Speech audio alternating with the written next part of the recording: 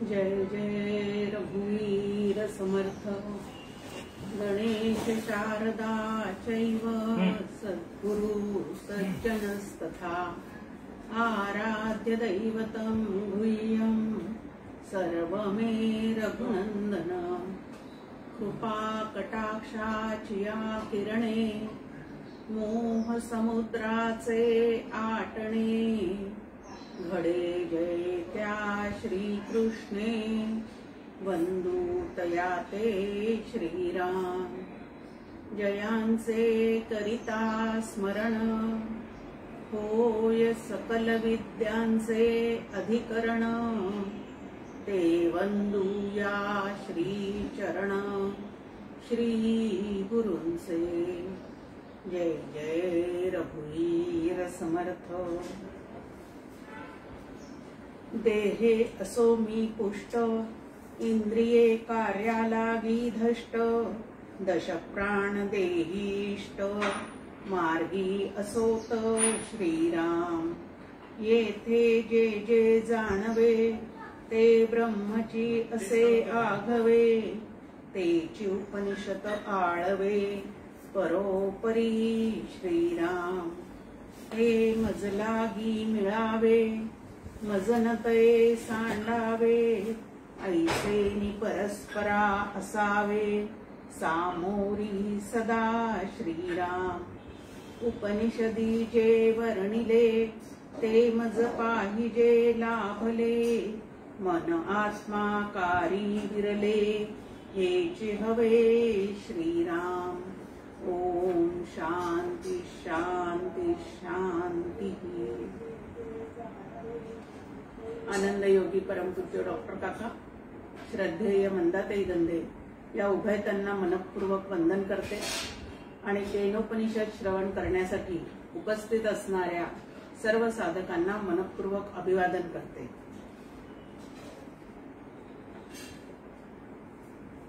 केन या प्रश्नाने सुरू झालेलं उपनिषद पाहण्याचा आपण प्रयत्न करतो आहोत। 4 प्रश्न सुरुवातीलाच या ठिकाणी शिष्याने विचारलेले आहेत। ते म्हणजे हे मन कोणापासून प्रेरणा घेऊन कामनायुक्त होऊन विषयांपर्यंत पोहोचतं, प्राणांचं स्पंदन जे आहे ते कोणाच्या सत्तेवर चालू आहे, वाणी कोणाच्या सत्तेने बोलते आणि कोणता देव डोळ्यांना व कानांना प्रेरणा देतो, ह्या पद्धतीचे प्रश्न विचारल्यानंतर श्री गुरूंनी प्रत्यक्ष आत्मतत्वाविषयी न सांगता या सर्वांच्या मागे म्हणजे अंतःकरणाच्या मागे, वाणीच्या मागे, कानाच्या मागे, डोळ्याच्या मागे एक प्राणाचाही प्राण, डोळ्यांचाही डोळा, कानांचाही कान असा असणारा आत्मा आहे, आत्मा नावाचं तत्व आहे आणि त्याच्या सत्तेवर अंतःकरण, प्राण, इंद्रिये आपापल्या कर्माला प्रेरणा घेऊन त्याप्रमाणे कर्म करत राहतात। आणि असं जे कानाचा कान, डोळ्याचा डोळा, मनाचं मन असणारा जो आत्मा आहे तो अत्यंत धैर्यशील, त्यानंतर गंभीर अंतःकरणाचे, आता गंभीर अंतःकरणाचे म्हणजे सखोल विचार करणारे असे जे धैर्यवान पुरुष आहेत तेच त्या आत्मतत्वाला जाणतात आणि या संसार सागरातून तरुण अमर होऊन राहतात असं दुसऱ्या मंत्रामध्ये आपण पाहिलेलं आहे। आज 3रा आणि 4था हा मंत्र अभ्यासण्याचा प्रयत्न या ठिकाणी आपण करणार आहोत। हे जे आत्मा नावाचं तत्व आहे ते जाणण्यासाठी शिष्य जरी आपल्या समोर आलेला असला तरी या ठिकाणी श्री गुरु त्याला सांगत आहेत की न तत्र चक्षुर गच्छति न वाग गच्छति नो मनहा, की हे आत्मा नावाचं जे तत्व आहे त्या ठिकाणी नेत्रेंद्रिय पोहोचत नाही, म्हणजे डोळ्यांनी सर्व जगातले पदार्थ पाहणारे असे जे डोळे आहेत ते मात्र या आत्मतत्वाला पाहू शकत नाही, तिथपर्यंत पोहोचू शकत नाही। का बरं पोहोचू शकत नाही? तर आत्मा नावाचं तत्व जे आहे ते अरूप आहे आणि पदार्थ जे आहे ते सगळे रूपवान असतात। रूपवान पदार्थांना डोळे पाहू शकतात, पण अरूप असणाऱ्या आत्मतत्वाला मात्र हे डोळे पाहू शकत नाही। नंतर वाणीचा शिरकाव त्या ठिकाणी होत नाही। ज्याला ज्याला रंग, रूप, नाव इत्यादी गोष्टी आहेत त्याचं वर्णन जे आहे ते शब्दाद्वारे वाणी करू शकते, पण जे निरंजन आहे, अरूप आहे, असं जे आत्मा नावाचं तत्व आहे त्याच्याविषयी वाणी काय बोलणार, कशाचं ज्ञान करून देणार। म्हणून वाणीचाही त्या ठिकाणी काय होत नाही, तर शिरकाव होत नाही। मन अनेक तऱ्हेच्या कल्पना करण्यामध्ये आणि संकल्प विकल्प करण्यामध्ये अत्यंत पटाईत असणारं हे जे मन आहे ते सुद्धा त्याच्याविषयी कल्पना करू शकत नाही, कारण आत्मा नावाचं तत्व जे आहे ते कल्पनातीत आहे। आणि म्हणून हे शिष्या, त्या आत्मतत्वाचा तुला कशा पद्धतीने उपदेश करावा ते मात्र आम्हाला समजत नाही।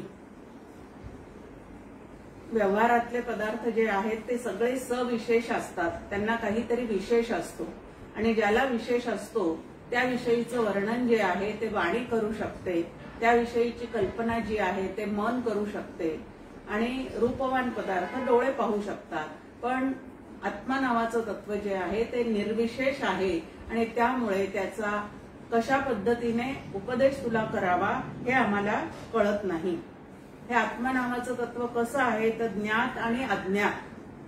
ज्ञात म्हणजे जे जे तुम्ही आम्ही जाणू शकतो ते, आणि अज्ञात म्हणजे जे जाणण्याच्याही पलीकडचं आहे, अशा दोन्हीच्याही पलीकडचं ते असल्यामुळे ते जाणण्यासाठी फक्त एकच उपाय आहे, आणि तो उपाय म्हणजे काय तर पुरातन असणाऱ्या पुरुषांकडून म्हणजे श्री गुरूंकडनं संप्रदायपूर्वक जे आतापर्यंत त्या तत्वाचं वर्णन करत आलेले आहेत, ज्यांनी त्याचा अनुभव घेतलेला आहे, अशा स्वानुभवी श्री गुरूंकडनं संतांकडनंच फक्त ते तुम्हाला आम्हाला समजू शकतं। एरवी दुसऱ्या कुठल्याही उपायाने ते आपल्याला जाणता येणार नाही, आणि ते ह्याच पद्धतीने त्यांनी आम्हाला समजावलेलं आहे।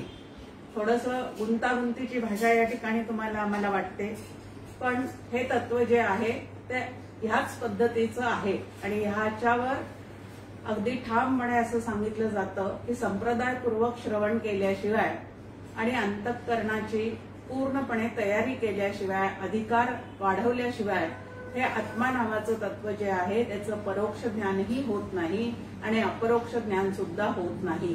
हे जाणून घेण्यासाठी फक्त आप्तवाक्याचीच गरज असते, आणि ते आप्तवाक्य म्हणजे संत श्री गुरु यांनी श्रुतीचा अभ्यास करून, प्रस्थानत्रयीचा अभ्यास करून त्याचा जर अनुभव घेतलेला असतो तर त्यांच्या शब्दांनी ते फक्त समोरचे साधक जे आहेत ते जाणू शकतात। एरवी ते ज्ञात अज्ञात दोन्हीच्याही पलीकडचं आहे। आता व्यवहारातले जेवढे काही पदार्थ तुम्हाला आम्हाला दिसतात ते पदार्थ जे आहेत त्याचे 5 घटक असतात, आणि ते 5 घटक शब्दांच्या साह्याने तुम्हाला आम्हाला समजून घेता येतात। आता इथं म्हटलेलं आहे की हे शब्दांचे घटक कुठले आहेत तर जाती, गुण, क्रिया, संज्ञा आणि संबंध असे 5 घटक या शब्दांमागचे या ठिकाणी सांगितलेले आहेत। आता व्यवहारामध्ये प्राण्यांची वगैरे अनेक तऱ्हेचे प्राणी आहेत, त्यामुळे आता घोडा दिसला तर आपण लगेच म्हणतो हा पशु जातीतला आहे, गाय दिसली तर ही पशु जातीतली आहे। अशा पशूंच्या, मानवांच्या वेगळ्या वेगळ्या जाती ज्या आहेत त्या व्यवहारामध्ये आपल्याला प्रत्यक्ष त्या ठिकाणी जाणता येतात, पण या जाती समजून घेण्यासाठी म्हणजे जात जिथं असते त्या ठिकाणी 2 असे काहीतरी असू शकतात। एक आता मनुष्य प्राणी आहे आणि दुसरा पशुरूप प्राणी आहे। आता मनुष्य जो आहे तो 2 पायाचा, पशु जो आहे तो 4 पायाचा, त्यामुळे यांची जाती जी आहे ती वेगळी वेगळी आहे। असं वेगळेपणाने आत्मतत्वाच्या ठिकाणी काहीही नसतं, तर ते एकमेवाद्वितीय आहे, म्हणून जातीद्वारे ते तुम्हाला आम्हाला या ठिकाणी समजून घेता येत नाही। त्यानंतर रंग, आता कुठलाही पदार्थ म्हटलं की त्याला वेगळे वेगळे रंग असू शकतात। पण या ठिकाणी ब्रह्म जे आहे ते निरंजन आहे. आता इथं कृष्णादी गुण असं म्हटलेलं आहे. कृष्ण म्हणजे काळा रंग. आता काळा रंग एखाद्या गायींचा कळप चाललेला असेल तर आपण म्हणतो की पहा ती काळी गाय किती वेगाने त्या ठिकाणी चाललेली आहे. म्हणजे इतर प्राण्यांपेक्षा काळ्या रंगामुळे ती त्या ठिकाणी वेगळी आपल्याला दाखवता येऊ शकते. ह्या पद्धतीने रंग रूप असं त्या आत्मतत्वाच्या ठिकाणी काहीही नसल्यामुळे, ते निरंजन असल्यामुळे असं वेगळेपणाने सुद्धा ते दाखवता येत नाही. त्यानंतर दूध जे आहे, आपल्याला डॉक्टर सांगतात की रोज दूध घेत जा, म्हणजे कॅल्शियम त्याच्यामध्ये असतं आणि शरीराचं छान पोषण होतं. म्हणून लहानपणापासून गाईचं दूध जे आहे ते मुलांना दिलं जातं आणि गाईचं दूध आपणही घेत जावं, कारण त्यामध्ये पोषण क्रिया असते. तर अशी कुठलीही क्रिया त्या आत्म्याच्या ठिकाणी संभवत नाही, कारण क्रिया म्हटलं की त्या ठिकाणी कर्मेंद्रिये, ज्ञानेंद्रिये इत्यादी गोष्टी येतात. आता पोषणाची क्रिया जी आहे ती दुधामुळे सहज होते, तशी कुठलीही क्रिया आत्म्याच्या ठिकाणी अजिबात होऊ शकत नाही. नंतर पाणी वाहणाऱ्याला आपण पाणकी म्हणतो. जो मुलांना शिकवतो त्याला आपण शिक्षक असं म्हणतो. जो स्वयंपाकाचं काम करतो त्याला आपण आचार्य असं म्हणतो. म्हणजे त्याच्या क्रियेवरून त्यांना ती संज्ञा त्या ठिकाणी लावली जाते. ह्या प्रकारची कुठलीही क्रिया जी आहे ती आत्मतत्वाकडून कधीही होऊ शकत नाही आणि म्हणून क्रिया त्या ठिकाणी त्याला संज्ञा सुद्धा कुठली प्राप्त होऊ शकत नाही. त्यानंतर गुरु आणि शिष्य, म्हणजे शिष्य म्हटला की यांना कोणीतरी गुरु असला पाहिजे किंवा एखाद्या हे ते श्री गुरु आहेत असं म्हटलं तर त्यांनी अनेकांना अनुग्रह दिला असला पाहिजे, असा त्याचा जो संबंध आहे तो संबंध त्या ठिकाणी लगेच तुमच्या आमच्या लक्षात येतो. पण संबंधासाठी सुद्धा दोन असावे लागतात. ब्रह्म नावाचं तत्व, आत्मा नावाचं तत्व जे आहे ते एकमेव अद्वितीय असल्यामुळे ह्या प्रकारचा संबंध सुद्धा त्याच्या ठिकाणी दाखवता येत नाही. आणि म्हणून डॉक्टर काका अद्वैत मकरंदमध्ये संबंधाविण सत्ता असं त्या ठिकाणी त्या आत्म्याचं वर्णन करतात की कुठल्याही संबंधाशिवायच त्याची सत्ता जी आहे ती सर्वत्र काय आहे तर पूर्णपणे त्याच्या सत्तेवर हे जग जणू काही तुम्हाला आम्हाला भासमान व्हायला लागलेलं आहे. आणि म्हणून की जे जे विदित आहे म्हणजे जाणण्यासारखं आहे असं जाणण्यासारख्या कुठल्याही क्रियेने ते आपल्याला जाणता येत नाही, कारण अनेकत्व नावाची गोष्ट त्याच्या ठिकाणी अजिबात नाही. ते ब्रह्म जे आहे ते अत्यंत शुद्ध एकमेव द्वितीय असंच आहे. नंतर ते कशाचं अधिष्ठान आहे असं म्हणून दाखवावं तर व्यवहारामध्ये ज्या वेळेला एखादा पदार्थ तुम्हाला आम्हाला भासतो, नेहमीचे उदाहरण आहेत आपले वेदांतशास्त्र समजून घेत असताना की सर्पाचा भास झाला तर त्याच्या मागे अधिष्ठान रूपाने एखादी वाळलेली काठी तरी पडलेली असते किंवा एखादी दोरी तरी त्या ठिकाणी पडलेली असते. म्हणजे दोरीच्या अधिष्ठानावर सर्प जो आहे तो अध्यस्त रूपाने तुम्हाला आम्हाला भासमान होतो. या ठिकाणी ज्या वेळेला व्यावहारिक सत्तेत असं उदाहरण दिसतं त्यावेळेला अधिष्ठान रूप असणारी दोरी जी आहे ती त्या ठिकाणी दाखवता येते. परंतु ब्रह्माच्या सत्तेवर जग आणि आत्म्याच्या सत्तेवर देह तुम्हाला आम्हाला भासमान होत चाललेला आहे, तरी सुद्धा अधिष्ठान रूपाने असा पदार्थ रूपाने तो तुम्हाला आम्हाला अजिबात हातात घेऊन दाखवता येणार नाही असं स्पष्ट या ठिकाणी सांगितलेलं आहे. अगाध ज्ञानजयाचे घडे ते निराळे असने पडे, ब्रह्म एकची ते न मोडे ज्ञाता ज्ञेय. व्यवहारामध्ये ज्या वेळेला आपण एखाद्या गोष्टीचं ज्ञान करून घेतो त्यावेळेला ज्ञाता म्हणजे जाणणारा, ज्ञान करून घेणारा, ज्ञेय म्हणजे जे जाणावयाचं आहे ती गोष्ट, आणि ते ज्ञेय जाणण्यासाठी ज्ञाता जी काही क्रिया करतो त्याला आपण ज्ञान असं म्हणतो. म्हणजे ज्ञाता ज्ञेय ज्ञान या पद्धतीची त्रिपुटी जी आहे ती व्यावहारिक ज्ञान होत असताना त्या ठिकाणी असतेच असते. पण परमात्मा नावाचं जे तत्व आहे ते त्याच्या ठिकाणी द्वंद्व, त्रिपुटी इत्यादी गोष्टींचा यत्किंचित सुद्धा स्पर्श होत नाही आणि म्हणून ते असं वेगळेपणाने तुम्हाला आम्हाला दाखवता येणार नाही. ते विदित जे नाही ते अव्याकृत तत्व पाही, ब्रह्म पलीकडे त्याही सर्व रूप. आता जे जाणण्याच्या कक्षेत येत नाही ते त्याच्या पलीकडे असलं पाहिजे, असं अविदित असणारं अव्याकृत असं तरी एखादं ते तत्व आहे असं जरी आपण म्हटलो तरी असं व्याकृत अव्याकृताच्याही पलीकडे असणारं असं ते ब्रह्म नावाचं तत्व आहे. जिथे जरी विकृती येथे नसे परी मूळ अविद्या असे, ती अशुद्ध हे आपैसे कळो येई. हे सगळं जे भासमान होणाऱ्या गोष्टी तुम्हाला आम्हाला सत्यत्वाने दिसतात, बाकीचं सगळं काही दिसतं, पण ज्याच्या सत्तेवर आत्मा ज्याच्या सत्तेवर हे दिसतं तो आत्मा मात्र तुम्हाला आम्हाला प्रत्यक्ष गोचर होऊ शकत नाही. ह्याचं कारण काय आहे तर त्याचं कारण अज्ञान अविद्या हे आहे. आता म्हणून जे जे व्यक्त ते हेयगा दुःखयुक्त, हेय टाकणे निभ्रांत त्याज्य म्हणून.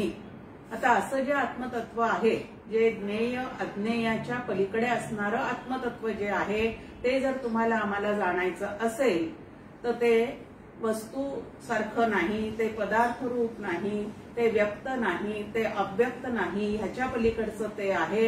हे एकदा लक्षात घेतलं की जे जे व्यक्त म्हणून तुम्हाला आम्हाला दिसत चाललेलं आहे ते सगळं त्याज्य म्हणून आसार म्हणून टाकून देण्याची आतून तयारी केली पाहिजे. आता प्रत्यक्ष व्यवहारात त्या गोष्टींचा उपयोग असतो म्हणून ते टाकून देता येत नाही, पण त्याच्यावरची आसक्ती जी आहे ती गळून पडल्याशिवाय आपल्याला आत्मतत्वापर्यंत मात्र नक्की पोहोचता येत नाही. म्हणून ब्रह्म ते साधने कवना, न कळे कळले कोणा, ते अनुपादेय जाणा साधकासी. की असं कुठलं तरी साधन केल्यानंतर ते तुम्हाला आम्हाला सापडेल ह्या पद्धतीचं ते ब्रह्म नावाचं तत्व नाही. मग आता ते अनुपास्य आहे असं सातत्याने आपल्यासमोर मांडणी आहे की ते ब्रह्म कसं आहे तर अनुपास्य आहे. मग अनुपास्य असणाऱ्या त्या ब्रह्माची उपासना आम्ही कशी करू शकतो? तरी सुद्धा निर्गुण मानस पूजा ह्या पद्धतीचे स्तोत्र लिहून त्या अनुपास्य ब्रह्माची फक्त विचारानेच आपण उपासना करू शकतो. आणि ते विचार जे आहे ते मनमानेल पद्धतीने न करता शास्त्रांनी श्रीगुरूंनी ज्या पद्धतीने त्याचा विचार करायला सांगितलेला आहे त्याच पद्धतीने त्याचा विचार करता करता ते कधीतरी तुमच्या आमच्या नक्की आकलनात येऊ शकतं. जे जे त्याज्य आहे, जे जे अनात्म आहे ते सगळं टाकल्याशिवाय आणि त्याच्यावरची आसक्ती चित्तातून गळून पडल्याशिवाय निर्विशेष असणाऱ्या त्या ब्रह्मतत्वापर्यंत आम्ही पोहोचू शकत नाही. मग जिथं जिथं काहीतरी सविशेष दिसतं ते सगळं अनात्म आहे असा निश्चय करायचा आणि त्याच्या पलीकडे जाण्याचा प्रयत्न करायचा. आता ते आत्मतत्व जे आहे ते कसं आहे ते सांगताना इथं एका दीपाचं म्हणजे दिव्याचं उदाहरण दिलेलं आहे की दिव्याच्या प्रकाशामध्ये तुम्हाला आम्हाला अनेक पदार्थ जे आहे ते अंधारामध्ये दिसू शकतात, पण दिव्याला प्रकाशित करायला मात्र दुसरा दिवा लागत नाही. हा दिवा आहे हे जाणण्यासाठी मात्र दुसरा दिवा लागत नाही. तसा आत्मा जो आहे तो ज्ञानघन आहे, त्याच्याच ज्ञान प्रकाशामध्ये आम्ही सगळे व्यवहार करत असतो. म्हणून त्याचं ज्ञान होण्यासाठी इतर कुठल्याही ज्ञानाची बाहेरून अपेक्षा नसते. म्हणून आत्म्यापरते काही कोठेच नाही, तो जो जो जाणण्या पाही तोही तोची. आणि म्हणून हा आत्मा कसा आहे तर दीप आपुले प्रकाशा, न धरी आणिका आशा, तैसे ब्रह्मरूप परेशा न लगे काही. की दिव्याला जाणण्यासाठी जसा दुसरा दिवा लागत नाही तसं आत्म्याला जाणण्यासाठी बाहेरून दुसरं असं काहीही लागत नाही. पण तरी सुद्धा तो जाणण्यासाठी काय पद्धतीने श्रुती माऊली आपल्या समोर त्याचं वर्णन करते. त्याच्या तत्वमस्यादी श्रुती आत्मा जाणा सांगती, तेथे साधनी आभासते विज्ञान रूप. अज्ञान अविद्या कारणी अनादि कार्याची सरणी, तेथे अभिमानाची खाणी अखंड असे. की एवढं सगळे शास्त्र ग्रंथ आणि ते ग्रंथ शास्त्रशुद्ध पद्धतीने संत जे आहेत ते तुम्हाला आम्हाला समजून सांगतात. मग त्याचं नेमकं कारण काय आहे?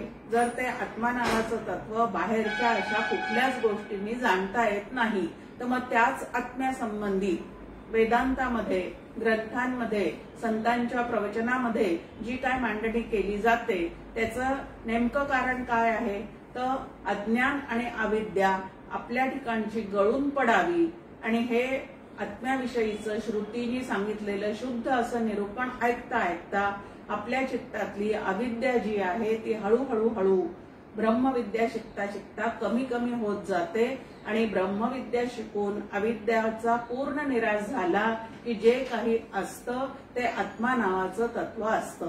ज्ञानेश्वर माऊली आपल्याला स्पष्ट सांगतात ज्ञानेश्वरीच्या शेवटी की येथ अविद्या नाश हे स्थळ, मोक्षोपादान हे फळ, इही दोहीसी केवळ कारण ज्ञानगा.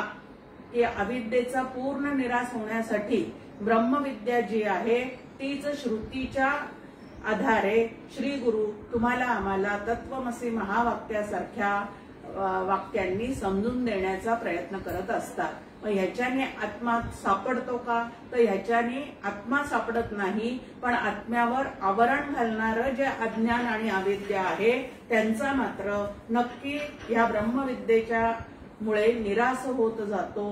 श्री गुरूंच्या कृपेमुळे ही ब्रह्मविद्या आतमध्ये प्रकाशित होत राहते आणि ब्रह्मविद्या जितकी छान स्वच्छ तुम्ही आम्ही समजून घेऊ आणि तिचा वेळोवेळी उपयोग करू. फार महत्वाचं आहे की श्री गुरूंकडनं नो द सिस्टीम झाल्यानंतर यूज द सिस्टीमची जी जबाबदारी आहे ती तुमची आमची आहे.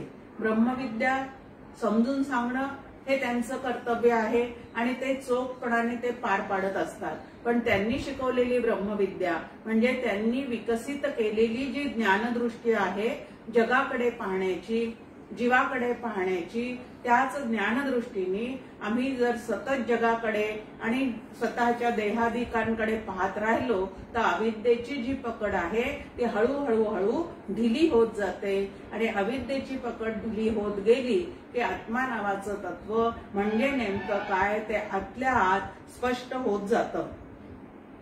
अज्ञान अविद्या कारणी अनादि कार्याची सरणी, तेथे अभिमानाची खाणी अखंड असे. या अविद्येमुळे आणि अज्ञानामुळे, आता ही अविद्या केव्हापासून तुमच्या आमच्या आतमध्ये निर्माण झाली, तर जसं ब्रह्म अनादि आहे तसं अज्ञान अविद्या हे सुद्धा अनादि आहे. ह्याच पद्धतीने श्रुती त्याचं वर्णन करत असते. केव्हापासून हा मीपणा, वेगळेपणा माझ्या ठिकाणी निर्माण झालेला आहे हे कधीच कोणाला लक्षात येत नाही, पण ते नक्की आहे. कारण अभिमान जो आहे देह सापेक्ष, बुद्धी सापेक्ष, तो मात्र तुमच्या आमच्या आतमध्ये जबरदस्त त्या ठिकाणी भरलेला असतो आणि तो अभिमान जितका जास्ती स्वतःच्या देहाविषयी, स्वतःच्या संपत्तीविषयी, स्वतःच्या कुटुंबियांविषयी जितका अभिमान जास्त तितकं तुमच्या आमच्या चित्तावर अविद्येची आणि अज्ञानाची पकड जी आहे ती जास्तीत जास्त असते आणि अभिमानाचं आणि परमार्थाचं पूर्णपणे वाकडं आहे. म्हणजे अभिमान जिथं जास्ती आहे त्या ठिकाणी ब्रह्मविद्या जी आहे ती त्या ठिकाणी रुजत नाही आणि फळत सुद्धा नाही. अभिमान जाणीव रूपे ज्ञानाची जागी झोपे आणि आत्मा जणू हरपे विज्ञानीया. की मीची जी जाणीव आहे, आता वास्तविक पाहता तुमच्या आमच्या प्रत्येकाच्या हृदयामध्ये ज्ञानेश्वर माऊलींची ओवीस आहे, प्रत्येकाच्या हृदय देशी मी आमुक आहे गा ऐसी, बुद्धी स्फुरे अहर्निशी ते वस्तू गा मी. की प्रत्येकाच्या आतमध्ये या मीची जाणीव आहे, पण ही मीची जाणीव जी आहे ती जाणीव मूळची शुद्ध आहे. फक्त मी आहे असं त्या ठिकाणी स्फुरण आहे असं सुद्धा नाही, तर फक्त मी असं त्या ठिकाणी स्फुरण आहे. पण त्या ठिकाणी मीच्या स्फुरणातून मी आहे आणि मी आहेच्या मध्ये ज्या वेळेला अनेक गोष्टी तुम्ही आम्ही भरायला सुरुवात करतो. आता मी देह आहे, मी सुंदर आहे, मी कुरूप आहे, मी हुशार आहे, मी मठ्ठ आहे, मी श्रीमंत आहे, मी गरीब आहे, या पद्धतीने त्या मी आहेच्या मध्ये जेवढ्या सविशेष गोष्टी स्वतःच्या विषयी आपण भरायला सुरुवात करतो त्यावेळेला मात्र खऱ्या शुद्ध जाणीवरूप मी पासून आपण दूर होत जातो आणि विपरीत जाणीवा देहाविषयी, बुद्धीविषयी, आपल्या कुळाविषयीचे जे अभिमान आहेत त्याला विपरीत जाणीवा असं म्हटलेलं आहे. आणि अशा विपरीत जाणीवेमध्ये अडकून अडकून अज्ञान आणि अविद्या यांचा जो पगडा आहे तो तुमच्या आमच्या चित्तावरचा काय होऊन जातो, तर अधिक पक्का होत जातो. आणि त्यांच्या आवरणाखाली हा आत्मा जणू काही काय होऊन गेलेला आहे, तर हरवून गेलेला आहे असं या ठिकाणी म्हटलेलं आहे की आणि आत्मा जणू हरपे, म्हणजे हा प्रपंच रूप असणाऱ्या देहाचं, कुळाचं, संपत्तीच्या अभिमानामुळे त्याच्या सविशेष जाणीवेमुळे निर्विशेष असणारा आत्मा जो आहे तो जणू काही ह्या आवरणाखाली झाकला गेल्यासारखा झालेला आहे. मग आता त्याच आत्म्याला शोधायचं असेल तर आत्मा सर्वत्र सदा समत्वाने व्यापून आहे, पण अज्ञानाचं आवरण त्याच्यावर असल्यामुळे, अविद्येची पकड मनावर असल्यामुळे या अविद्येच्या मगरमिठीतून सुटण्यासाठी म्हणून ब्रह्मविद्या जी आहे ती त्या ठिकाणी श्री गुरूंकडनं तुम्हाला आम्हाला समजून घ्यावी लागते. आणि ती ब्रह्मविद्या जी आहे ती कशा स्वरूपाची आहे, तर देहे बुद्धी ते आत्मबुद्धी करावी. ही सविशेष जाणीवा खूप वाढल्यामुळे त्या जाणीवा दूर करण्यासाठी आता मी आत्मा आहे ह्या पद्धतीची एक विशेष जाणीव जी आहे ती साधना म्हणून तुम्हाला आम्हाला स्वीकारावी लागते. आणि या विशेष जाणीवेने सगळे सविशेष जाणीवा निघून गेल्यानंतर जे काही उरतं त्याला निर्विशेष आत्मा असं म्हणतात. आणि तो या ठिकाणी आपल्याला जाणवून घ्यायचा आहे. नाना मते नाना बुद्धी आत्म्याची विपरीत सिद्धी, आपली आपणा प्रसिद्धी आत्मा म्हणून. सूर्य उगवे आणि मावळे ऐसे जे आपणा जाणवे, ते त्याचे पाठी न पळवे म्हणून असे. आता वास्तविक पाहता सूर्य पूर्व दिशेला उगवतो, पश्चिमेला मावळतो, हे सगळं आपण जे काही बोलतो ते सूर्य पळत नाही, तर सूर्याभोवती पृथ्वी फिरते असं तुम्हाला आम्हाला भूगोल शास्त्र जे आहे ते शिकवतं.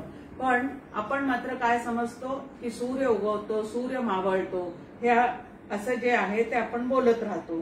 आता पदार्थ अग्निबा जाळी, तो दाहक सर्व काळी, जै नसती दोन्ही जवळी, तो शीत असे.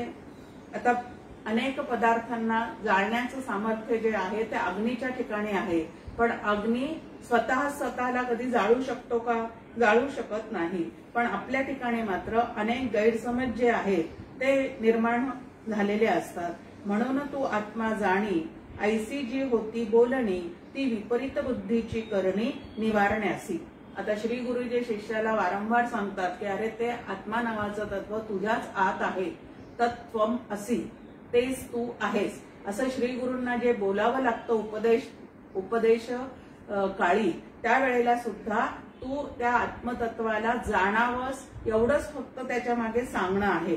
पण ते कशासाठी, तर विपरीत बुद्धी जी तुझ्या ठिकाणी आता निर्माण झालेली आहे, मी देह आहे, मी मन आहे, मी प्राण आहे इत्यादी जी विपरीत बुद्धी आपल्या ठिकाणी निर्माण झालेली आहे ती बुद्धी घालवण्यासाठी म्हणून तू आत्मा आहे ह्या पद्धतीचं किंवा तो आत्मा तूच आहे तेच तू जाण ह्या पद्धतीचा उपदेश जो आहे तो अविद्येच्या निवारण्यासाठी श्री गुरूंना वारंवार तुम्हाला आम्हाला करावा लागतो.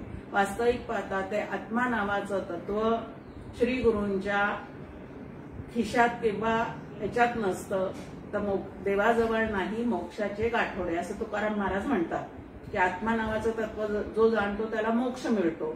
आता म्हणजे आत्म्यामुळे जो मोक्ष मिळतो तो मोक्ष किंवा तो आत्मा असा पदार्थ रूप नाही आणि विठ्ठल त्याचं गाठोडं जवळ घेऊन बसलेला नाही, मुठभर घालून भिक्षेसारखा तो कोणाला देत नाही. तर चुकीच्या कल्पनांमुळे बंधनात अडकलेले आहोत, त्या चुकीच्या कल्पना दूर करण्यासाठी श्री गुरु आणि श्रुती माऊली जी आहे ती तुम्हाला आम्हाला वारंवार उपदेश करत असते. त्या उपदेशावर जितकी श्रद्धा जास्ती आणि त्यांचे विचार जितके जास्त अंतःकरणामध्ये तुम्ही आम्ही धारण करून ठेवू आणि वेळ प्रसंगी जेव्हा जेव्हा देहबुद्धी डोकं वर काढेल त्या वेळेला श्री गुरूंनी सांगितल्याप्रमाणे सोहम आत्मा ज्ञान घन अजन्मा तो तूची जाण याची आठवण जितक्या वेळेला तुम्हाला आम्हाला आतल्यात होत राहील तितक्या वेळेला त्या अविद्येच्या मगरमिठीतून आपण आपली सुटका त्या ठिकाणी करून घेऊ शकतो. ब्रह्मघा कुटस्थ देही, देहाविना ब्रह्मची राही, परी जीवा सहवास नाही ऐक्य रूपे. श्रुती माऊली आणि श्री गुरु आपल्याला समजून सांगताय की बाबा रे, हे ब्रह्म नावाचं जे तत्व आहे, म्हणजे अत्यंत व्यापक असणारं असं जे तत्व आहे, तेच तत्व कूटस्थ रूपाने म्हणजे आत्मरूपाने तुमच्या आमच्या प्रत्येकाच्या देहामध्ये चैतन्य रूपाने अखंड आहेच आहे. म्हणजे त्या आत्म्याचा आणि जीवाचा वास्तविक पाहता अखंड सहवास आहे. अखंड सहवासच नव्हे तर ते दोन्ही एकच आहे. पण तसं असून सुद्धा जीवाला मात्र तेच आपण आहे हे कळत नाही. आणि हे न कळण्याला कारण आहे देहबुद्धी त्याची भयंकर वाढलेली आहे. आता देहाविना ब्रह्मची राही.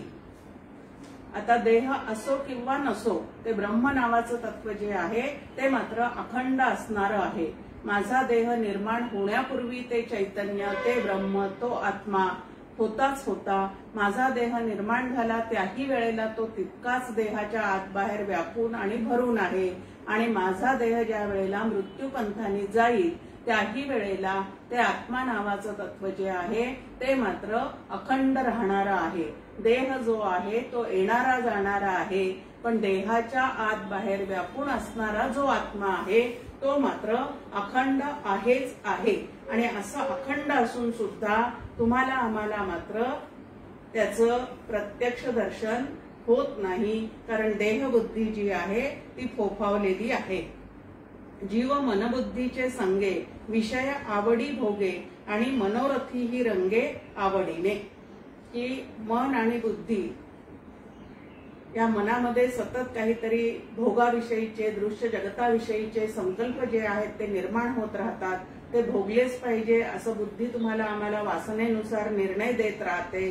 आणि मन आणि बुद्धी सतत बहिर्मुख होऊन या जगताच्या खोड्यांमध्ये, जगतांच्या विषयांमध्ये काय करत राहतात तर आवडीने रमून राहतात. म्हणून आत्माची नाही किंवा बुद्धीची आत्मा होई, निर्णया होई घाई अज्ञान वशे. आणि म्हणून प्रत्यक्ष दिसणारं जग, त्यातून मिळणारे भोग, त्या भोगातून निर्माण होणारे सुखदुःख हे जे आहे तेच फक्त सत्य आहे असं तुम्हाला आम्हाला वाटत राहतं. आणि आभासिक असणाऱ्या या सुखदुःखांना, मनबुद्धीला आम्ही सत्यत्व देऊन ठेवतो. आणि सत्य म्हणून असणारं एकच तत्व जे आहे, जे तिन्ही काळात असतंच असतं, जे कधीही नाहीसं होत नाही, असं जे त्रिकाला बाधित तत्व आहे, अशा त्या आत्म्याला मात्र आम्ही ओळखत सुद्धा नाही. ऐसेनी या उपदेशा, न चले कोणती भाषा, परी आत्मा जाणण्या अशा मावळो नेदी. अत्यंत कृपाळू असणारे श्री गुरु अत्यंत आत्मा जाणण्यासाठी उतावीळ होणाऱ्या शिष्याला शांतपणे उपदेश करत राहतात की बाबा रे, अगदी सुरुवातीला ज्या वेळेला तू ह्या पद्धतीचं निरूपण ऐकतो की तो आत्मा आतच आहे, अखंड तुझ्या जवळच आहे, त्याच्याशिवाय दुसरं काहीच नाही, पण तुझ्या मनावर जे असणारे जगत सत्यत्वाचे संस्कार आहेत त्यामुळे लवकर अंतःकरणातला कोलाहल जो आहे तो तू थांबवू शकत नाही. आणि हा आत्मा आपल्याला जाणता येईल की नाही या पद्धतीची शंका जी आहे ती वारंवार जरी तुझ्या मनामध्ये उसळी मारून वर येत असली तरी आत्मा नावाचं तत्व जाणण्याविषयीची जी आशा आहे ती मात्र तू चित्तातून अजिबात मावळू देऊ नकोस. अखंड श्री गुरूंनी दिलेल्या साधनेमध्ये रत राहता आलं तर त्या योगेच अविद्या जी आहे ती चित्तातून हळूहळू त्या ठिकाणी काय होऊन जाते तर निवृत्त व्हायला सुरुवात होते. आणि अविद्येची पूर्ण निवृत्ती झाल्यानंतर जे काही असतं ते आत्मतत्वच असतं. आणि त्याचा अनुभव जो आहे तो ह्याच पद्धतीने येऊ शकतो. आणि म्हणून ते मला होणार नाही असं चुकून सुद्धा तू तुझ्या मनामध्ये विचार येऊ देऊ नको. हा आत्मा ब्रह्मची आहे, तू तोच होऊन राहे, ऐशा श्रुती बाप आहे परंपरेच्या.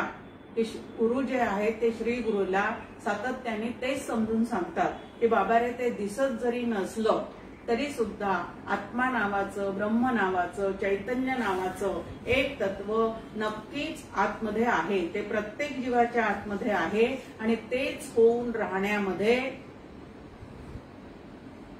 जीवाची काय आहे तर अत्यंत आनंदाची व्यवस्था त्या ठिकाणी आहे की तेच होऊन राहा. या पद्धतीने श्री गुरु जे आहे ते परंपरेने तुम्हाला आम्हाला सांगत असतात. तया ते तर्कना बांधी ना भ्रम प्रमादी व्याधी ते जी परंपरा अनादी श्रुती स्वरूप. की अनेक तर्क कुतर्काने हे आत्मतत्व जाणता येणार नाही किंवा बुद्धीला जर भ्रम प्रमाद इत्यादी जे 4 दोष आहे त्यांच्या व्याधीने जर तुमची आमची बुद्धी ग्रस्त झालेली असेल, त्रस्त झालेली असेल तर तिला सुद्धा आत्मज्ञान होऊ शकणार नाही.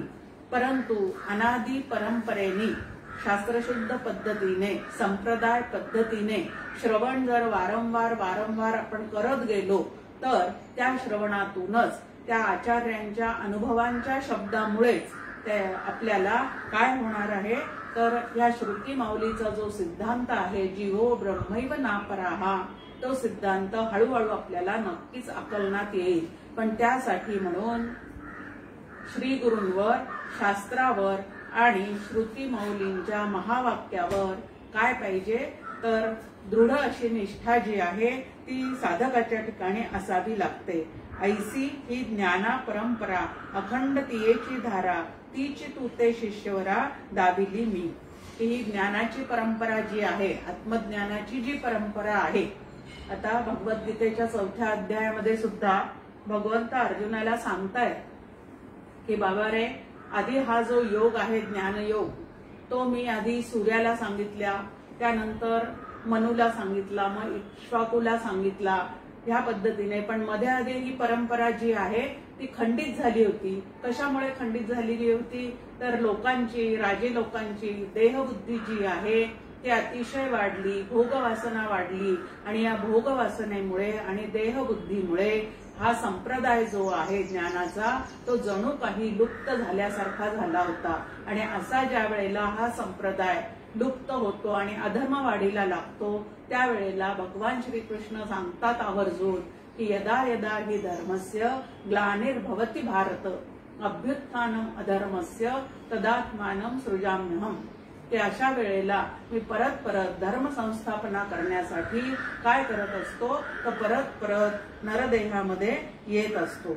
ही ज्ञानाची परंपरा जी आहे ती संप्रदाय शुद्ध असलेली ज्ञानाची परंपरा अखंड चालू राहावी म्हणून श्री गुरु सुद्धा अंतरंग शिष्यांना पुढे काय करतात तर ती परंपरा चालू ठेवण्याचे अधिकार देत असतात. आणि म्हणून आत्मा तू आहे किंवा तत्वमसी अहम ब्रह्मास्मी अयम आत्मा ब्रह्म असे जे महावाक्य आहे त्याच्यावरची श्रद्धा तू अजिबात ढळू देऊ नको. जोपर्यंत बुद्धीचे विपरीत निश्चय आहे तोपर्यंत आत्मज्ञान होऊ शकत नाही. पण भ्रम, प्रमाद, कर्णापाटो आणि विप्रलिप्सा हे 4 दोष जे आहे ते मानवी बुद्धीला असतात. ह्या मानवी बुद्धीतले हे दोष घालवण्याचं जे सामर्थ्य आहे ते श्री गुरूंच्या विचारांमध्ये त्यांना श्रुती माऊलींनी सांगितलेल्या विचारांचा स्पष्ट अनुभव आलेला असल्यामुळे त्या ठिकाणी काय होतं तर शिष्याचं अंतःकरण सुद्धा बदलवण्याचं सामर्थ्य जे आहे, विचारांनी बदलवण्याचं सामर्थ्य जे आहे ते त्यांच्या शब्दांमध्ये असतं. आणि म्हणून श्री गुरु वचनावर जितका विश्वास जास्ती राहील तितकं आत्मज्ञानासंबंधीचं आकलन जे आहे ते चित्ताला होऊ शकतं. कुटस्थ रूपाने हा आत्मा तुमच्या आमच्या देहातच राहतो. देहाशिवाय सुद्धा तो ब्रह्मरूपच असतो आणि ते जे ब्रह्म आहे ते तुमचं आमचं मूळचं काय आहे स्वरूप आहे. आता हे सगळं निरूपण ऐकल्यानंतर शिष्याच्या मनामध्ये शंका उत्पन्न झालेली आहे. शिष्याच्या मनामध्ये म्हणजे तुमच्या आमच्या सगळ्यांच्या मनामध्ये या पद्धतीने त्या शंका निर्माण होतात. त्या कुठल्या शंका आहेत तर तो म्हणतो की पुरुष कर्मे करिता नाना देवता पूजिता तया ते आत्मा मानिता दिसे नित्य. या व्यावहारिक जगतामध्ये अनेक लोक कर्म करत असताना दिसतात, देवतांची पूजा करत असताना सुद्धा दिसतात. त्या ठिकाणी त्यांना आत्मा वगैरे हा शब्द सुद्धा अजिबात माहिती नसतो, तरी सुद्धा देवाची प्रतिष्ठापना करतात, त्या देवाची उपासना करतात, त्याच्या प्रित्यर्थ काही कर्म वगैरे करतात. यज्ञ जो जो कर्मकांडी सर्व पसारा मांडली तेथ हवन होई आवडी देवतांसाठी. यज्ञकर्म सुद्धा त्या ठिकाणी करतात. ते यज्ञकर्म करत असताना त्या ठिकाणी यज्ञाचा खूप मोठा पसारा म्हणजे यज्ञकुंड, त्यात हवी देण्याचे पदार्थ इत्यादी गोष्टी सुद्धा त्यांच्याजवळ असतात आणि ते हवन करत असताना ते देवतांचे मंत्र म्हणत असतात. म्हणजे देवतांनाच त्या आहुती देताना दिसत असतात. नाना यज्ञ नाना होम तया त्या त्या देवता परम तेथे आत्मा ब्रह्म नाम काहीच नसे. की असं यज्ञकांड ज्या ठिकाणी चाललेलं आहे त्या ठिकाणी अनेक मंत्रांचे उच्चार होताना दिसतात, आहुती देताना दिसतात, त्या देवतांचं त्या ठिकाणी स्मरण असतं. पण आत्मा किंवा ब्रह्म असे शब्द सुद्धा त्या ठिकाणी ऐकायला मिळत नाहीत. विष्णू आदी पूजा नाना इंद्रादी पुरविती कामना तेथे आत्मा ब्रह्म कहीना उच्चारही. की विष्णूची पूजा करतात, शंकराची पूजा करतात, दत्ताची पूजा करतात, त्यांच्याकडनं काहीतरी आपल्याला मिळावं अशी अपेक्षा सुद्धा ठेवतात आणि बऱ्याच जणांच्या कामना सुद्धा पूर्ण होताना दिसतात. इंद्रादी देव जे आहेत ते त्यांच्या कामना पूर्ण करताना सुद्धा त्या ठिकाणी दिसतं. पण अशा कुठल्याही ठिकाणी म्हणजे व्यवहारामध्ये पूजा अर्चा करताना, देवधर्म करताना, कुळाचार पाळताना असे अनेक लोक दिसत असतात. पण तरी सुद्धा आत्मा म्हणजे काय, ब्रह्म म्हणजे काय याची त्यांना अजिबात जाणही नसते. म्हणून जे कळे आपणा आणि जयांची उपासना तेच ब्रह्म का म्हणा न कळे हे. आता जे प्रत्यक्ष अशा उपासना करताना दिसतात, यज्ञ करताना दिसतात, त्या देवतांची स्थापना करतात, त्यांनाच ब्रह्म का बरं म्हणू नये असा प्रश्न या ठिकाणी त्याच्या मनाला पडलेला आहे. की ज्यांची उपासना करता येते त्यांनाच ब्रह्म का म्हणू नये असा प्रश्न त्या ठिकाणी त्यांनी विचारलेला आहे. की त्यांनाच ब्रह्म का म्हणायचं नाही. पण इथं स्पष्टपणे त्याचं उत्तर दिलेलं आहे की जे वाणीने प्रकाशित होत नाही. आता यज्ञ कर्मामध्ये सगळे वाणीद्वारेच मंत्र चाललेले असतात. जे वाणीने प्रकाशित होत नाही, परंतु वाणी ज्याने प्रकाशित होते त्यालाच तू ब्रह्म असे जाण. ज्या ह्यांची यज्ञ देवता किंवा उपासना देवता ज्या आहेत त्यांची लोक उपासना करत असताना जरी दिसत असले तरी त्याला शुद्ध ब्रह्म असं म्हणता येत नाही. कारण मूळचं जे ब्रह्म आहे, शुद्ध नित्य एकमेव अद्वितीय असं जे ब्रह्म आहे त्याची उपासना करता येत नाही. त्याला अनुपास्य ब्रह्म असं म्हणतात. त्या ब्रह्माची उपासनाच करता येत नाही.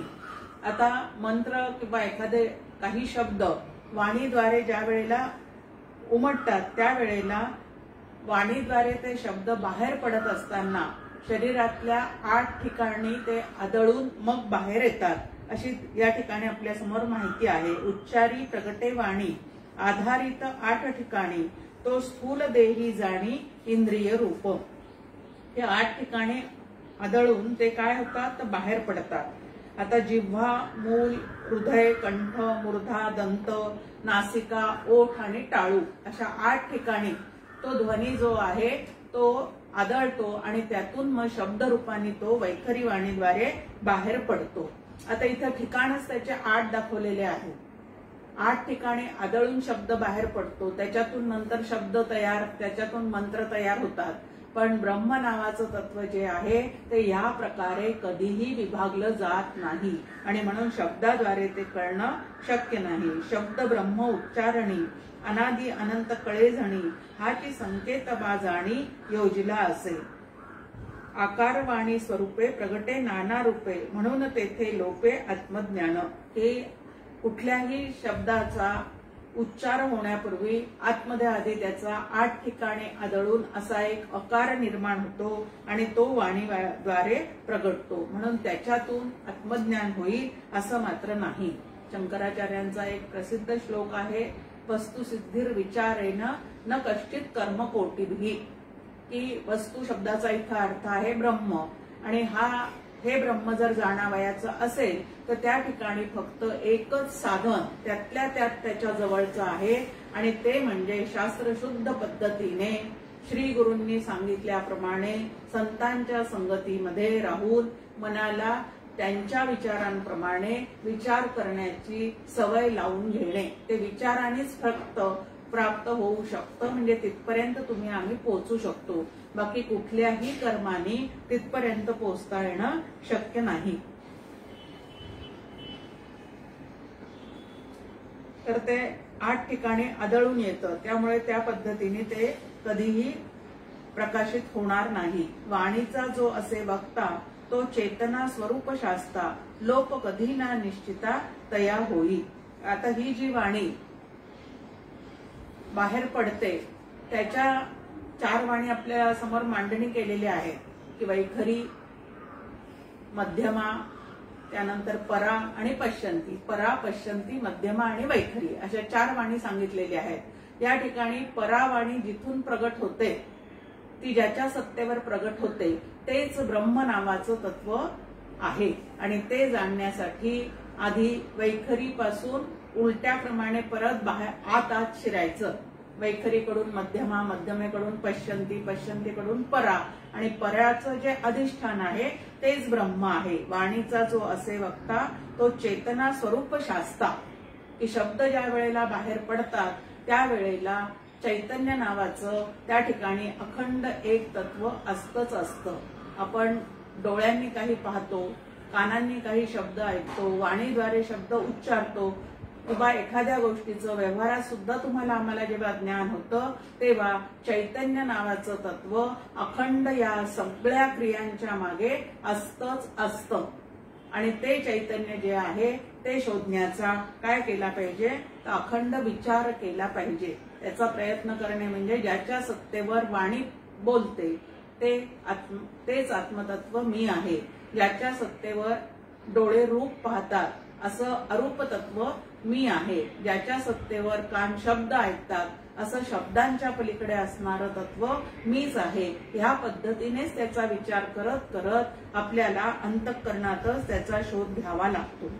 परी वाणीची जी करणे ती देहपतनी लोपणे, स्थूली सामावणे जड म्हणूनी. की वाणी हे एक कर्मेंद्रिय आहे. त्या कर्मेंद्रियाद्वारे शब्द उमटतात असं आपण पाहिलं. ते शब्द ज्या ठिकाणी उमटतात ते सगळं देह स्वरूपच आहे. आणि देह मुळात पंचमहाभूतांचा असल्यामुळे तो जडच आहे. मग ज्या वेळेला हा देह पतन पावतो, मृत्यूपंथाने जातो, त्यावेळेला हे सगळे ठिकाणं सुद्धा मावळूनच जातात. पण चैतन्य जे आहे ते मात्र आतमध्ये जसेच्या तसंच असतं. बुद्धीसी सविषयी चाळा, आत्मा अविषय बाळा, तियेसी कैसेही कळा प्रसविण्या आत्मा. तुमच्या आमच्या बुद्धीला जी सवय लागलेली आहे ती सुद्धा कशी सवय लागलेली आहे, तर सविषय गोष्टी, प्रमाणगम्य गोष्टी म्हणजे 5 ज्ञानेंद्रियांनी जे जे जाणवतं तेच फक्त सत्य आहे असं म्हणण्याचं या बुद्धीला काय पडलेली आहे, तर सवय झालेली आहे. आणि त्यातच तुमची आमची बुद्धी काय झालेली आहे, तर अडकून पडलेली आहे. पण अशा या सविषय गोष्टी जाणण्याचा सराव झालेल्या या बुद्धीला अविषय असणारा आत्मा कसा काय आकलनात येणार आहे. आणि तो आकलनात येण्यासाठीच तर ह्याचा अभ्यास आम्हाला करायचा आहे. मग या बुद्धीवर कशाचे संस्कार करावे लागतात, तर श्रुती मौलींच्या विचारांचे संस्कार, श्री गुरूंच्या विचारांचे संस्कार करून या बुद्धीला आधी त्याचं बुद्धिमांद्य जे आहे ते काढून टाकावं लागतं. म्हणजे बुद्धीला आलेलं जडत्व जे आहे ते जडत्व काढून टाकून ती बुद्धी शुद्ध स्वच्छ करावी लागते. भ्रमप्रमादादी जे दोष आहेत ते दोष या बुद्धीतले साधना करून करून हळूहळू काढून टाकावे लागतात. एका केशीराजे सकळ सिद्धी. या बुद्धीला स्वच्छ करण्याचा उपाय आपल्या समोर दिलेला आहे की आता जरी हे काही आपल्याला कळत नसलं तरी ते आकलन व्हावं म्हणून काय करायचं आहे, तर बुद्धीला शुद्ध करण्याचा प्रयत्न म्हणजे नामस्मरण करायचं, ध्यानाचा अभ्यास करायचा, सतत तत्वज्ञानाचं चिंतन करण्याचा तिला काय करायचं आहे, तर सराव करायचा आहे. आणि असा सराव करता करता ती बुद्धी शुद्ध स्वच्छ आणि निर्मळ जशी मूळची आहे तशी होऊन जाते. आणि अशी शुद्ध आणि स्वच्छ झालेल्या बुद्धीला तो आत्मा जो आहे तो जणू काही परत गवसल्यासारखा होतो. म्हणून यागी उपासनात देवता देवांची मांडणी ही सविषय विशेष जाणी नामरूपे. ही नामरूपात्मक देवतांची मांडामांड करून जी उपासना केली जाते ती उपासना ही विशेष सविषय अशाच पद्धतीने ते मोडते आणि ब्रह्म जे आहे ते निर्विशेष आहे. पण अशा उपासना करता करता आता आपल्या समोर संतांनी किती सोप्या पद्धतीने करून ठेवलेलं आहे. ते म्हणतात तुम्ही मूर्तीची पूजा तर जरूर करा. जसं सगळ्या संतांनी विठ्ठल मूर्तीची पूजा केलेली आहे. विठ्ठलाचं मंदिर जागोजागी त्यांनी स्थापन केलेलं आहे. पण त्या विठ्ठलाची स्थापना करत असताना किंवा त्याच्याकडे बघण्याचा दृष्टिकोन आपला त्यांनी कसा विकसित केलेला आहे, तर ते हे परब्रह्म विटेवरी की त्या मूर्तीची उपासना करा. पण त्या मूर्तीची उपासना करत असताना ती मूर्ती ही ब्रह्मरूपच आहे असा निश्चय करा. आता सगळ्या संतांनी असंच केलं. समर्थांनी श्रीरामाची उपासना केली, पण त्या श्रीरामाला ते ब्रह्मरूप आहे असाच त्यांचा कायमचा भाव त्या ठिकाणी आहे. सर्वत्र त्यालाच पाहण्याचा त्यांनी प्रयत्न केला. म्हणजे विठ्ठलाच्या मंदिरात गेले तरी सुद्धा येथे उभा का श्रीरामा. आता श्रीराम अवतार रूपाने वेगळा आहे, विठ्ठल अवतार रूपाने वेगळा आहे, पण एकाच ईश्वराचे हे काय आहे, तर एकाच ईश्वराचे हे अवतार आहेत आणि त्या एकाच ईश्वराचं अधिष्ठान जे आहे ते ब्रह्म हेच आहे. आणि म्हणून सगळे देवदेवता डॉक्टर काका एक गमतीने म्हणतात की या सगळ्या देवदेवता आतून एकमेकांना सामील आहेत. म्हणजे नेमकं काय आहे, तर वेगळं वेगळं नामरूप धारण करून त्या आलेल्या असल्या, वेगळ्या वेगळ्या युगामध्ये जरी त्या प्रगट झालेल्या असल्या तरी सुद्धा आतून त्या एक आहेत. म्हणजे त्या सगळ्या ब्रह्मरूपच आहेत. आणि म्हणून गमतीने आपण म्हणतो की ब्रह्म हे या सगळ्या देवदेवतांचं काय आहे, तर जणू काही त्यांचं आडनाव आहे. मग त्या सगळ्या देवता एकाच कुळातल्या म्हणजे ब्रह्मरूपच आहेत. आणि तसा निश्चय करून ज्या वेळेला आपण त्यांची उपासना करू त्यावेळेला त्याचं फळ जे आहे ते कसं आहे, तर नभी वावरे जो अनुरेणुकाही रिता ठावया राघवे विण नाही. समर्थ रामदास स्वामींचा अजून एक अभंग आहे, एक राम आहे खरा तिकडे आमची गुरु परंपरा, असं ते म्हणतात. आता एक राम आहे खरा म्हणजे नेमकं काय आहे, म्हणजे एक दाशरथी राम आहे. हा दाशरथी राम ईश्वराचाच अवतार आहे आणि तो जो ईश्वर आहे त्या ईश्वराचं अधिष्ठान म्हणजे ब्रह्मरूप राम आहे. मग दाशरथी रामाची उपासना करता करता आपण सगळ्यांनी ब्रह्मरूप रामापर्यंत पोचायचं आहे. पण तो ब्रह्मरूप राम जो आहे तो अनुपास्य आहे, निर्विशेष आहे. म्हणून त्याची सगुण मूर्तीप्रमाणे किंवा सगुण अवताराप्रमाणे उपासना करता येणार नाही. पण सगुण अवताराची उपासना जर ब्रह्म म्हणून आम्ही करत राहिलो तर नक्कीच आमची बुद्धी जी आहे ती शुद्ध आणि स्वच्छ होऊन जाते. आणि ह्या पद्धतीने जर सतत ब्रह्मरूप समजूनच त्यांची आपण उपासना केली तर भगवंत आपल्याला सांगतात भगवद्गीतेमध्ये की ददामी बुद्धी योगमतम, की अशा भक्तांना मी बुद्धियोग देतो. आणि बुद्धियोग देतो म्हणजे तुमचं आणि माझं ऐक्य आहे हे त्यांना पूर्णपणे लक्षात आणून देतो. की वेगळं राहून तुम्ही माझी उपासना आतापर्यंत केलेली असली तरी आपल्या दोघांचं सुद्धा मूळ स्वरूप एकच आहे. म्हणजे जीव ब्रह्म ऐक्य सिद्ध करून देण्याची व्यवस्था जी आहे ती या सगुण उपासनेतून नक्कीच होते. पण त्यांना वेगळे वेगळे देव न मानता ते ब्रह्मरूप आहे या भावनेने मात्र त्यांच्याकडे तुम्हाला आम्हाला पाहता आलं पाहिजे. देवता यज्ञ फलादी अनात्म वस्तूच्या ठिकाणी विरक्ती उत्पन्न करून ब्रह्मज्ञानाकडे प्रवृत्ती निर्माण करतात. की श्रुतीमध्ये सुद्धा सुरुवातीला जे काही यज्ञ कर्मकांडाचा भाग आलेला आहे, उपासना कांडाचा भाग आलेला आहे, त्यांचा सुद्धा मूळ उद्देश जो आहे तो सकामतेतच आपण राहावं असं मुळीच नाही. तर सकामतेतली सुद्धा त्रुटी जी आहे ती लक्षात घेऊन त्या सकाम भक्ती विषयीची विरक्ती अंतःकरणात निर्माण व्हावी आणि आपल्या ठिकाणी सुद्धा निष्काम कर्म आणि निष्काम उपासना याचं महत्व जे आहे ते तुमच्या आमच्या चित्ताला पटावं. त्याद्वारे अंतःकरण शुद्ध आणि शांत होत जावं आणि शुद्ध आणि शांत असणाऱ्या अंतःकरणाला हळूहळू ब्रह्मरूपता जी आहे ती येऊनच जाते. आणि म्हणून श्रुतीने सुद्धा तुम्हाला आम्हाला हळूहळू तिकडं वळवण्याचाच प्रयत्न केलेला आहे। मूळ उद्देश जो आहे तो प्रत्येक जीवानी ब्रह्मरूप आहेतच, परत ब्रह्मरूप होऊन राहावं आणि अत्यंत आनंदाने आपलं जीवन जे आहे ते व्यतीत करावं, असं या श्रुती माऊलीचा त्यानंतर गुरु माऊलीचा सुद्धा काय असतो तर तुम्हाला आम्हाला आदेश असतो आणि तो आपण लक्षात घ्यावा। त्यामुळे डोळ्याला दिसत नसलं, कानाला ऐकू येत नसलं, मनाने त्याची कल्पना करता येत नसली तरी सुद्धा ज्या ज्या वेळेला डोळ्यांनी मला काहीतरी दिसतं त्या त्या वेळेला त्याच्या मागे त्या ब्रह्माची, त्या आत्म्याची, चैतन्याची सत्ता आहे हे लक्षात ठेवावं। कल्पना करत असताना त्या कल्पनेला सुद्धा त्या आत्म्याची सत्ता आहे। मनामध्ये जे जे काही निर्माण होतं ते भावभावना ज्या मला कळत चाललेल्या आहेत त्याच्या मागे सुद्धा त्या चैतन्याची अखंड सत्ता आहे आणि ह्यालाच तुकाराम महाराज म्हणतात जागृती, स्वप्नी, सुषुप्ती नांदतो पांडुरंग, की सगळ्या ठिकाणी तो पांडुरंग जो आहे तो सतत त्या ठिकाणी आहे आणि म्हणूनच या अवस्थांचे अनुभव मला येतात। म्हणजे अवस्थांच्या अनुभवांच्या मागे सुद्धा त्या पांडुरंगाची म्हणजे परब्रह्माची, चैतन्याची सत्ता आहे आणि ते चैतन्य हेच माझं मूळचं स्वरूप आहे। हेच या उपनिषदांच्या अभ्यासाच्या माध्यमातून तुम्हाला आम्हाला काय करायचं आहे तर समजून घ्यायचं आहे। जय जय रघुवीर समर्थ।